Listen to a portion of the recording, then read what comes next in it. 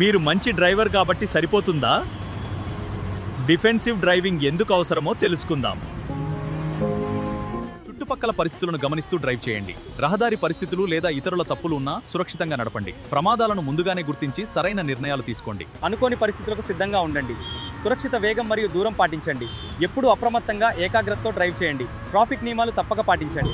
ప్రయాణానికి ముందు బ్రేకులు, టైర్లు, లైట్లు, మిర్రర్లు, వైపర్లు తనిఖీ చేయండి.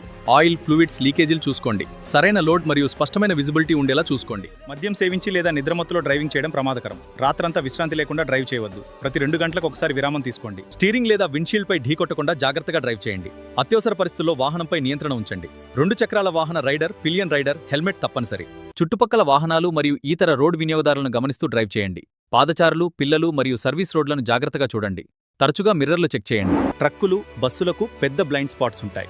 అవి వెడల్పుగా తిరుగుతాయని ముందే అంచనా వేయండి. జంక్షన్ల వద్ద భారీ వాహనాల ముందుగా కట్ చేయవద్దు. డిఫెన్సివ్ డ్రైవింగ్ ఈ కాలానికి అత్యవసరం. ప్రశాంతంగా, జాగ్రత్తగా డ్రైవ్ చేయడం ప్రాణాలను కాపాడుతుంది.